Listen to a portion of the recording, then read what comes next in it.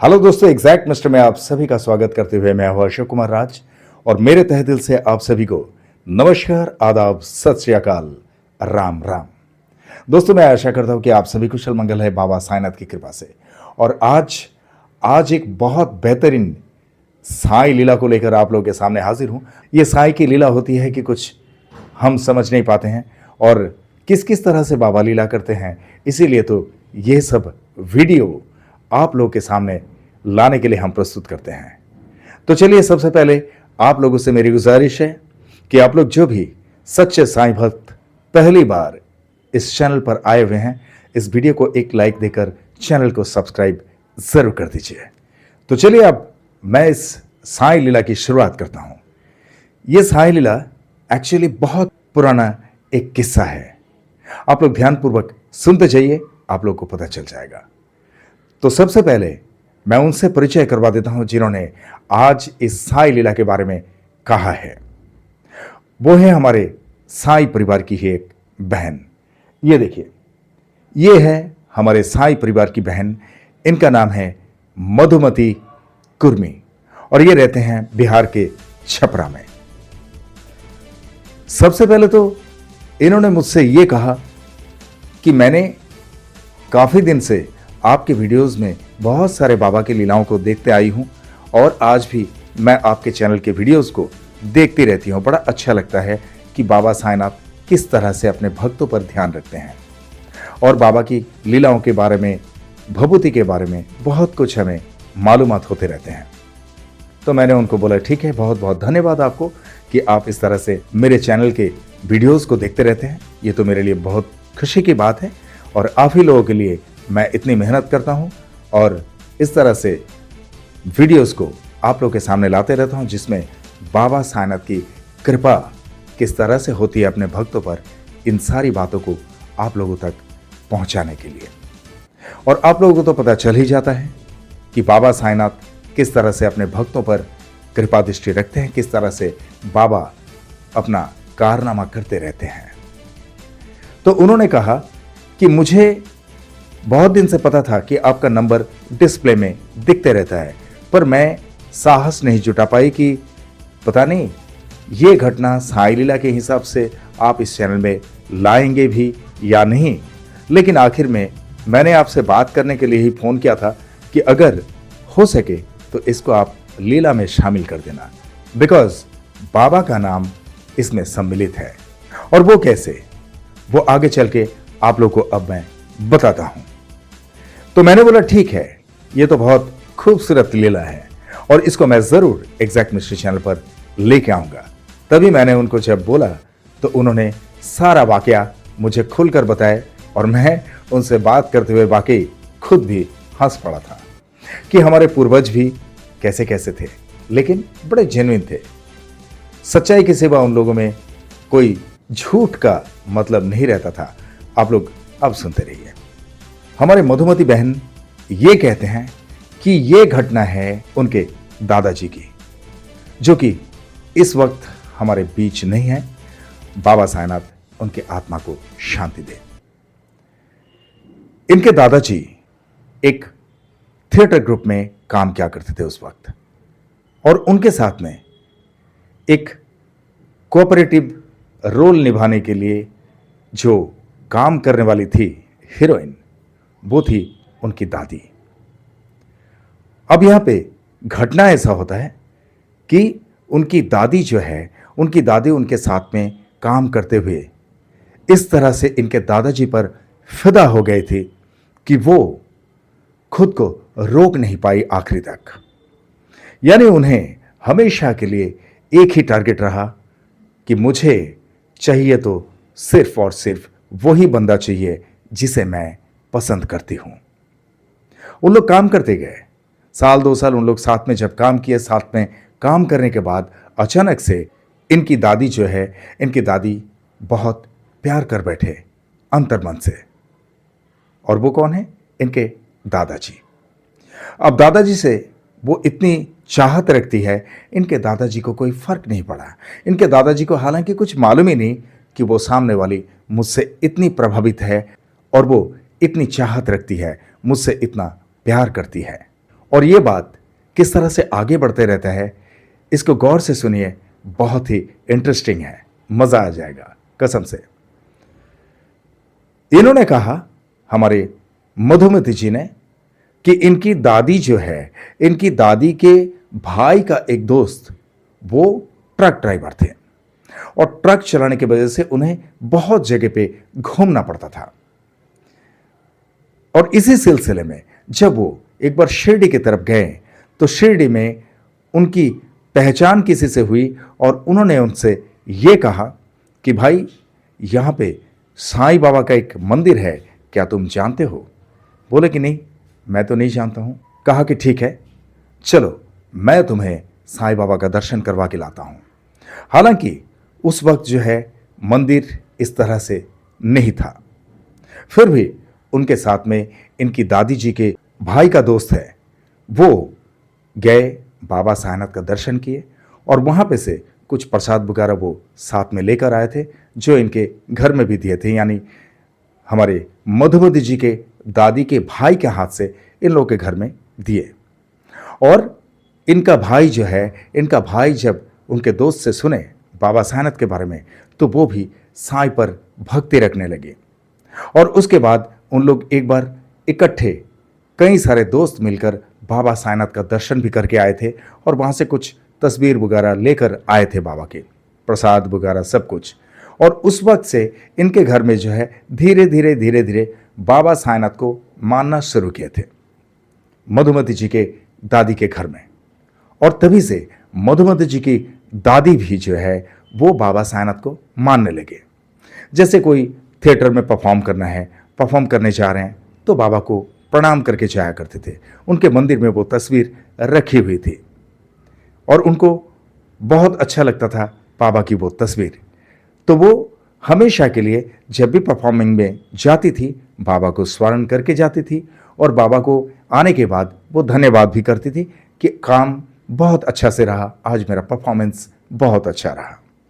अब ऐसे ही इनकी दादी जी का और दादाजी का परफॉर्मेंस चलता रहा और उसी में से जो भी कमाई धमाई होती थी उस वक्त, उसी कमाई में से इनकी दादी जी बहुत सारी गिफ्ट उनको देते रहते थे, इनके दादाजी को देते रहते थे। कभी घड़ी, तो कभी शर्ट, तो कभी पैंट, इस तरह से मतलब जो उनके दिल में आता था। कभी पेन दे दिए, कभी मिठाई का पैकेट दे दिए। अब वो बोलते थे भाई ये सब क्यों? बोला नहीं, मेरी खुशी से, आपके लिए, क्योंकि आप बहुत अच्छा परफॉर्म किया आज, इसीलिए मेरे तरफ से ये गिफ्ट। इस तरह से बातें होती थी। लेकिन इनके दादाजी को कतई ये मालूम नहीं पड़ा कि ये कितना प्यार कर बैठी इनके दादाजी के साथ। अब वो जब उनके दादाजी को पता चला तब तो वो बहुत हैरान हो गए और उनके दादाजी यही सोचने लगे परेशानी के साथ साथ, भाई ये क्या हो गया यार, हम लोग काम करते हैं साथ में, लेकिन इस तरह से तो मुझे पता नहीं था कि ये इतना प्यार कर बैठी है। क्यों? क्योंकि आप सुनिए, इनकी दादी जी ने उनसे एक बार अचानक से ये कह दिया कि आपको पता है मैं आपसे बहुत प्यार करती हूं। तब इनके दादाजी ने कहा, यानी रूडली कहा था कि देखो ये सब काम की जगह पे नहीं, हम यहाँ पे काम करते हैं, अपना किरदार निभाते हैं और यह हमारी रोजी रोटी है, यहाँ पर इस तरह से नहीं करना चाहिए, हमारे काम के ऊपर बहुत बड़ा असर पड़ जाएगा और हमारे बारे में अगर किसी को भी कानो कान खबर हो गया तो हमारा काम भी जा सकता है यहाँ से। तो ऐसे उनको समझाते थे। लेकिन उन्होंने कहा कि मेरे रहते हुए आपको किसी तरह से कोई तकलीफ मैं आने नहीं दूंगी। अब इनके दादाजी गुस्सा हो गए, बोले आप जो भी बोलोगे वैसे ही हो सकता है क्या, कि आप पूरी दुनिया का मालिक बन गए? तो उनकी दादी ने कहा कि मुझे कुछ पता नहीं, मैं आपसे प्यार करती हूं और मेरी जिंदगी में अगर मेरा कोई पतिदेव आएंगे तो वो सिर्फ और सिर्फ आप आएंगे। तब इनके दादाजी बहुत गुस्सा हो गए और गुस्से से बोले जाओ जाओ अभी घर पे जाओ, परफॉर्मिंग कंप्लीट हो गया ना, ज़्यादा बात नहीं करना है, क्योंकि अभी अभी परफॉर्मिंग वगैरह करके हम लोग थके हुए हैं, आप घर पे जाओ, फिर इसके बारे में बाद में हम चर्चा करेंगे। अब अगली बार जब इन लोग दोनों मिले तब इनकी दादी उनसे कहने लगे, आज फुल एंड फाइनल। तब तक इन लोग को परफॉर्म करते करते 3-4 साल बीत चुके हैं। अब जो है फाइनल पे आ गए इनकी दादी जी। इनकी दादी कहने लगे कि मुझे आपसे शादी करनी है, आप हां या ना में जवाब दो। उन्होंने कहा, हरगिज नहीं हो सकता है, मैं तुमसे शादी नहीं कर सकता हूं। तब इनकी दादी ने कहा कि अगर आप मुझसे शादी नहीं करना चाहते हैं तो सोच लीजिए हजारों बार, मैं आपको वो सिला दूंगी कि आप जिंदगी भर याद रखेंगे। यानी ऐसे धमकी। और ये धमकी सुनने के बाद इनका दादाजी तो बहुत ही हैरान हो गए, भाई ये धमकी दे रहे हैं। अब उन्होंने ये कहा कि आप मुझे धमकी दे रहे हो और धमकी देकर मुझे हासिल करना चाहती हो, ऐसा कभी नहीं हो सकता है।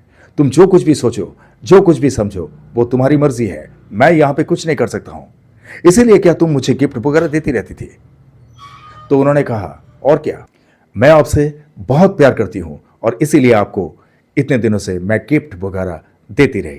खैर गिफ्ट कोई बात नहीं, मुझे आपसे कुछ नहीं चाहिए, बस मुझे आप चाहिए। तो उन्होंने कहा कि तुम तो बड़े हैरानी में डाल दिया मुझे, ये कौन सी बात है, ये कौन सा नाटक है जो हम नाटक में काम करते हो और तुम तो बैकफुट पे ये एक नाटक बना के रखे। ऐसा थोड़ी ना होता है, आखिर मेरी भी कुछ पसंद है, मेरी भी कुछ बातें हैं, मुझे कुछ देखना है, जानना है उनके बारे में। तुम अचानक से बोल दिए, हम तो तुम्हें सिर्फ और सिर्फ कोऑपरेटिव काम करने के साथी के हिसाब से काम करते गए, इस तरह से तो कभी मैंने सोचा नहीं। ठीक है, मुझे यह लगा कभी कभी कि मेरे काम से वाकई आप प्रसन्नित होके मुझे गिफ्ट दे रहे हो, कुछ मिठाई की पैकेट दे रहे हो, घड़ी दे रहे हो, लेकिन यह कौन सी बात है। तब हमारे मधुमती जी की दादी जी ने डायरेक्टली उनको व्हिप देते हुए कहा कि मुझे अगर आप नहीं मिले तो आप सोच लीजिए कि आपको बहुत भुगतना पड़ेगा इसके लिए। अब इन्होंने कहा कि तुमको जो कुछ करना है तुम कर लो, लेकिन हरगिज ऐसा नहीं हो सकता है कि जैसा आप चाह रहे हो। बोले तो ठीक है। यानी मधुमती जी की दादी जी अब अड़ गई है जिद पे। वो कहने लगे कि अब मैं आपको दिखाई देती हूं कि मेरा प्यार सच्चा है या नहीं है, और इस प्यार की जीत भी हासिल करके ही रहूंगी मैं। तो बोले ठीक है, जाओ तुम जाओ घर पे। ऐसे उनके दादाजी नाराज हो गए उन पर। अब जब इनकी दादी जी घर पे पहुंचे तो दादी जी घर पे पहुंचने के बाद जैसे रोज की तरह बाबा को धन्यवाद करने के लिए जाते हैं मंदिर में, उनके घर के मंदिर में, तो ऐसे ही किसी को कुछ पता नहीं चला, वो घर पे जाने के बाद फ्रेश हुए। फ्रेश होने के बाद मंदिर के पास जाकर खड़े हो गए और बाबा साईनाथ से कहने लगे कि बाबा, मैं तो आपको जानती हूं, आपके बारे में सब कुछ सुनी हूं, भले ही मैं आपके दर्शन में नहीं आई, लेकिन आप तो सब कुछ सुनते हो और आप हर जगह पे मौजूद रहते हो, हर भक्त की बातों को सुनते हो, तो मेरे अंतर मन की बात भी आप सुन लो। मुझे उसी से शादी करनी है जिसे मैं चाहती हूं, चाहे कुछ भी हो जाए। और आप ये भी जान लो कि मैं आज से खाना ही नहीं खाऊंगी जब तक वो मुझे शादी करने के लिए हां ना कर दे। ओम साई राम। अब तो जिद पे आ गए हमारे मधुमती जी की दादी जी। अब बाबा से भी कह दिए, और बाबा से कहने के बाद वो वाकई खाना खाना बंद कर दिए। उस दिन जब वो काम पे से आए, काम पे से आने के बाद उनका खाना जैसा कि तैसा धरा रह गया, उन्होंने खाया ही नहीं। अब उनकी मम्मी उनसे पूछे कि बेटा तू खाना खाई? तो उन्होंने बोला नहीं। बोले क्यों? बोला आज की हम लोग वहां पे परफॉर्मेंस के बाद वहां पे खाने का बंदोबस्त था, तो वहीं पे से खा के आ गए हूं, इसीलिए भूख नहीं है, उसको रख दो, कल सुबह या दोपहर को खा लेंगे। तो ठीक है, एक बार के लिए तो उनकी मम्मी मान गई कि परफॉर्मर्स के लिए कभी कभी इस तरह से होता है कि कहीं पार्टी रहते तो वहां से खाना वाना खाकर ही आते हैं लोग। अब ऐसा ही उनकी मम्मी ने सोचे। लेकिन अगला दिन सुबह सुबह हुई तो उन्होंने सिर्फ और सिर्फ चाय पिए, पानी पिए, लेकिन कोई बिस्किट या रोटी पराठे कुछ भी नहीं। दिन के टाइम खाना उनकी मम्मी पूछ रही है कि तू खाना क्यों नहीं खा रही है, आजा। बोले नहीं मम्मी, ऐसा लग रहा है कि मेरा पेट भरा हुआ है, मैं अभी नहीं खाऊंगी, बाद में खाऊंगी, आप रख दो। ठीक है, चलता रहा। रात को डिनर करने के लिए भी तैयार नहीं। अब जब इस तरह की स्थिति देखे तो उनकी मम्मी पापा पूछे कि क्या बात है, तेरी कुछ तबीयत खराब है क्या, तू ऐसे खाना क्यों नहीं खा रही है। तो बोले नहीं, मुझे खाना नहीं खाना है अभी, कल सुबह मैं नाश्ता कर लूंगी। बोले कि ठीक है, चलो देखते हैं। पर सुबह जब फिर से हुए, यानी दूसरी सुबह को भी देखे कि वो सिर्फ चाय और पानी पे ही वो नाश्ता कर लिया, यानी ब्रेकफास्ट के टाइम पे चाय और पानी से हो गया। बाकी दोपहर को लंच के लिए या कुछ भी टिफिन वगैरह करने के लिए वो तैयार नहीं है। जब उनके पापा और मम्मी बहुत कड़क बातों से उन्हें पूछे कि आखिर प्रॉब्लम क्या है, बताओ, तुम्हारी तबीयत खराब है तो डॉक्टर के पास चलो, हम डॉक्टर के पास लेकर चलते हैं। तब उन्होंने उनसे सारा वाकया बताया। बोले कि मैं किसी से प्यार करती हूं जो मेरे साथ उस थिएटर ग्रुप में काम करते हैं और मैं उन्हीं को चाहती हूं काफी दिनों से। मैं इस बात का जिक्र भी उनसे किया, लेकिन वो तैयार नहीं है मुझसे शादी करने के लिए, और मैं उन्हीं से शादी करना चाहती हूं। अगर वो मुझे शादी करने के लिए हां करे तो ही मैं खाना खाऊंगी, वरना बस जो खाना मैंने छोड़ दिया सो छोड़ दिया, और ये खाना छोड़ दिया तब तक जब तक कि मैं आखिरी सांस नहीं लेती हूं। ओम साई राम। अब हालत ऐसी हो गई कि इनके मम्मी पापा तो परेशान। अरे भाई, ये कौन सा चक्कर हो गया, हमने सोचा था कि तुम्हारी तबीयत खराब है, लेकिन तबीयत तो खराब नहीं है, ये अंतर मन का गड़बड़ाहट हो गया। यानी अंतर मन जो है, दिल में उनका जो है कुछ और मरोड़ चल रहा है। अब उनकी मम्मी पापा ने कहा कि वो बंदा है कौन। तब उन्होंने सब कुछ उनके बारे में बताया कि वो मेरे साथ में थिएटर ग्रुप में काम करते हैं।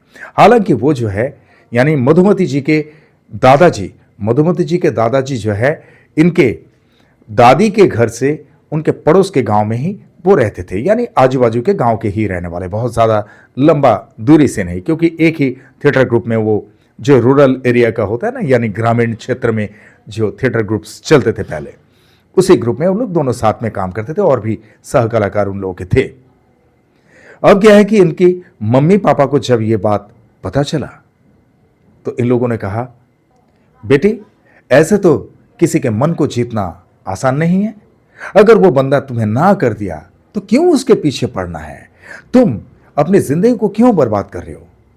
लेकिन मधुमती जी की दादी जी वो जिद पड़ गई है, मुझे चाहिए तो वही चाहिए, मेरे जिंदगी में मेरा पति बनकर कोई आएगा तो सिर्फ वही आएगा। अब खाना वाना छोड़ दिया उन्होंने। 2 दिन हो गया, और 2 दिन से जब इस तरह का सिलसिला उनके घर में चालू रहा, तब हमारे मधुमती जी के दादी के मम्मी पापा उन लोग इस बात को बिल्कुल सह नहीं पाए। उन लोगों ने इनसे पूछे कि अच्छा तुम ये बताओ, उसका एड्रेस जानते हो, कहाँ रहते हैं। तो इन्होंने सारा कुछ डिटेल्स बताया कि वहाँ पे फलाने जगह पे वो रहते हैं। अब इनकी मम्मी पापा जो है, इनकी मम्मी पापा वहीं से चल दिए उनके घर पे। तो वहाँ पर उनके घर पे पहुंचकर हमारे मधुमती जी की दादी के मम्मी पापा उनके मम्मी पापा से बात करने लगे कि आप लोगों से एक बहुत ही ज़रूरी बात को लेकर हम आए हैं, वरना हम तो आपके बच्चे को जानते नहीं थे, हमारी बेटी के वजह से ये पहचान हो रही है। तो उन्होंने उनका स्वागत किया, बहुत अच्छे से उन्हें घर पे बुलाए और उनके लिए जितना भी जैसे अतिथि देवो भव के हिसाब से उनका सम्मान करना था, सम्मान किए। फिर उन लोग बातों का सिलसिला शुरू किया कि बताइए आपका आना कैसे हुआ आप लोगों का। तब इन लोगों ने इस बात का जिक्र किया कि मेरी बेटी आपके बेटे से बहुत प्यार करती है, और वो आज नहीं काफ़ी दिनों से प्यार करती है, और अगर आपका बेटा मेरी बेटी से वो शादी ना करे तो मेरी बेटी ख़त्म हो जाएगी, उसने खाना खाना बंद कर दिया है। अब जब इस बात को उन लोगों ने सुने तो उन लोग भी बड़े व्यथित हो गए, और उन लोग व्यथित होने के बाद उनके बेटे को बुलाए। बोले देखो, तुम्हारे लिए 2 दिन से खाना खाना बंद कर दिए, और उन्होंने कहा कि मैं जिंदगी के आखिरी दम तक खाना नहीं खाऊंगी। तो बेटा, तुमसे जो इतना प्यार करती है, तुम्हें पता है कि वो तुमसे कितना प्यार करने वाली है, जो कि तुम्हारे लिए खाना छोड़ दिया, और तुम इस तरह से क्यों मुकर जाते हो? तुम्हें तो पता होगा ना कि वो तुमसे कितना प्यार करती है। बोले हाँ, मुझे कई बार गिफ्ट दिए, मिठाई का पैकेट दिए, जो मिठाई मैं घर पे लाता था वो सब वही देती थी। तो बोले कि तुम लोग एक साथ में काम करते हो, तुम उसे अच्छी तरह से जानते हो, वैसे कितने दिनों से तुम उन्हें जानते हो? तो उनका बेटा ने कहा कि मैं कम से कम 4-5 साल से जानता हूँ, और जब 2 साल हम लोग एक साथ में काम किए उसके बाद ही वो जो है मुझ पर प्रभावित थी, मुझे पता है। तो बोले आज क्या हो गया बेटा? तुम क्या चाहते हो कि तुम्हारी चाहने वाली तुम्हारे बगैर इस तरह से वो खाना खाए बगैर अपनी जिंदगी कुर्बान कर दें? तब वो बोले कि ठीक है मम्मी पापा, आप बताओ मैं क्या करूं। तो उनके मम्मी पापा ने उन्हें समझाते हुए कहा कि ऐसी लड़की दुनिया में मिलना बहुत मुश्किल होती है जो किसी आदमी पर इतना वो प्रभावित होती है, और तुम बहुत गलत चल रहे हो। अगर इस तरह से वो लड़की तुम्हें चाहती है तो उसे कभी ठुकराना नहीं चाहिए, वरना भगवान भी तुम्हें बख्शेंगे नहीं बेटा। तुम उसी से शादी कर लो, एक बार हां कर दो, ताकि वो खाना खाना शुरू कर दे, क्योंकि वो तुम्हारी चाहने वाली है, तुम्हारा दुश्मन नहीं। अब क्या हुआ कि इन लोग बोले कि ठीक है, चलिए हम उस बेटी को देखना चाहेंगे, और हमारे बेटे को भी हम साथ में लेकर चल रहे हैं। आप लोग बिल्कुल बेफिक्र रहे, अगर आपकी बेटी है तो वो हमारी भी बेटी है, जैसे कि हमारा बेटा आपका भी बेटा है। तो ऐसे उन दोनों परिवार में समझौता हुआ, और दोनों परिवार में समझौता होने के बाद हमारे मधुमती जी के दादाजी के मम्मी पापा उन्हें साथ में लेकर इनके घर में आए, मधुमती जी की दादी के घर में। ओम साई राम। और जब उन लोग यहां पे आए तो सबसे पहले हमारे मधुमती जी के दादाजी के मम्मी पापा उन्होंने ये कहा कि हमारी उस बेटी को हमारे सामने लेके आइए। तब मधुमती जी की दादी जी उन लोग के सामने आए, और मधुमती जी के दादाजी भी उनके मम्मी पापा के साथ वहीं बैठे हुए हैं, वो देख रहे हैं। लेकिन यहां पे क्या है कि मधुमती जी के दादाजी अब भी बिल्कुल जुबान बंद कर रखे, वो कुछ कहना ही नहीं चाह रहे। लेकिन उनके मम्मी पापा जो है, मम्मी पापा मधुमती जी की दादी से बात करने लगे कि बेटा हमने सब कुछ सुना तुम्हारे मम्मी पापा से, तुम मेरे बेटे से बहुत प्यार करती हो, ये हमें पता है। लेकिन हमारे बेटा जो है वो नासमझ था, उसको हम लोगों ने बहुत समझाए और समझा बुझा के लेके आए। बस अब बात यह है कि हमारे सामने तुम ये कहो कि क्या तुम वाकई सच्चे मन से मेरे बेटे से शादी करना चाहते हो? तब उन्होंने कहा बिल्कुल, मैं उन्हीं से शादी करना चाहती हूं, और अगर मेरी जिंदगी में वो ना आए तो मेरी जिंदगी का कोई मतलब नहीं रहेगा, मैं इसी तरह से जिंदगी को खत्म कर दूंगी। बस अब ये बात सुनने के बाद मधुमती जी के दादाजी के मुंह से बात करना शुरू हुआ। उन्होंने कहा तो इसीलिए आपने मुझे धमकी दिए थे कि मैं ऐसा कुछ कर जाऊंगी कि आप हैरान हो जाएंगे। यानी कि उन्होंने कहा था ना कि मैं आपको छोड़ूंगी नहीं, आप सोच लीजिए। तो उनके मधुमती जी के दादाजी डर गए थे, लेकिन उन्हें पता नहीं था कि इतनी मीठी बात उन्होंने इस तरह से प्यार से कह गए। और तब मधुमती जी की दादी जी ने यह कहा कि हां, मैंने इसीलिए कहा था कि आपको बहुत भुगतना पड़ेगा, आप हैरान हो जाएंगे। बस यही है, इससे ज्यादा मैं और क्या कर सकती हूं। लेकिन यह बात सुनने के बाद उन्होंने, मधुमती जी के दादाजी ने कुछ और आगे बोले नहीं, पर उनके मम्मी पापा ने यह कह दिया कि बेटी बस हम आपसे ये प्रतिज्ञा कर रहे हैं कि हमारा बेटा आपका पति बनेंगे और हम आपको अपने घर की बहू बनाकर लेके जाएंगे। तब हमारे मधुमती जी की दादी बहुत खुश हो गई, बोले कि ठीक है। अब मधुमती जी के दादी के माता पिता जो है उन लोगों ने कहा कि ठीक है, एक समारोह तो करना है। अब मधुमती जी के दादा के मम्मी पापा वो कह रहे हैं अरे समारोह करने की क्या जरूरत है? कोई समारोह करने की जरूरत नहीं है। कागज बुगारा या लोगों के सामने खाना खिला के एक समारोह करने से वो शादी जो टिकी हुई रहेगी इसका कोई मतलब नहीं। अगर दोनों जान एक साथ जुड़ना चाहते हैं, दोनों दिल एक साथ जुड़ना चाहते हैं, तो इसमें लोगों को इकट्ठा करके और समारोह करके कोई फायदा नहीं। यहां पर हमारी बेटी के जिंदगी का सवाल है, उसने खाना खाना छोड़ दिया, तो हम यहीं पे से उनको सिंदूर डाल के और उनको हमारे घर की बहू बनाकर हम लेकर चले जाएंगे। बोले मेरे साथ, ओम साई राम। और यहीं पे से हमारे मधुमती जी के दादाजी के माता पिता उन्हें बहू बनाकर अपने घर में लेकर चले गए। ओम साई राम। अब तो हमारे मधुमती जी के दादी जी बहुत खुश हो गए और खुश होने के बाद पूरा दिन बहुत अच्छा से बीता। रात के टाइम जैसे खाना खाने के बाद हम लोग सोने के लिए जाते हैं, वैसे उन लोग दोनों हस्बैंड वाइफ को एक रूम इनके मम्मी पापा ने दिए कि ये घर आज से तुम्हारा है और तुम लोग यहीं पे रहना। अब जाके मधुमती जी के दादाजी वो सो गए, सोए यानी जस्ट जाकर लेटे हैं। अब ये मधुमती जी की दादी जी वो अपना कर्तव्य शुरू कर दिए।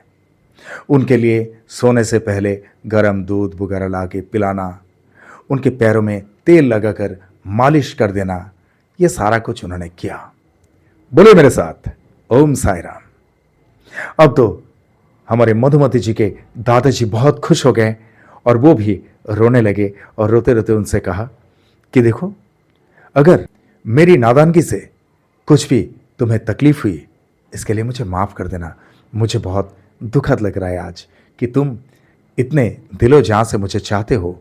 मैं वाकई इस बात को समझ नहीं पाया।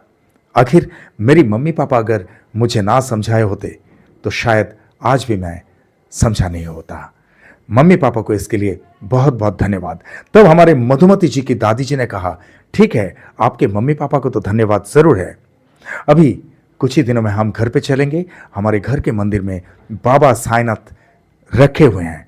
बाबा साईनाथ से मैंने प्रार्थना की थी, आपको पता है, और बाबा साईनाथ से कहकर मैंने खाना छोड़ दिया था कि बाबा अगर वो मेरी जिंदगी में मेरा पति बनकर ना आए तो मैं ऐसे ही जिंदगी खत्म कर दूंगी।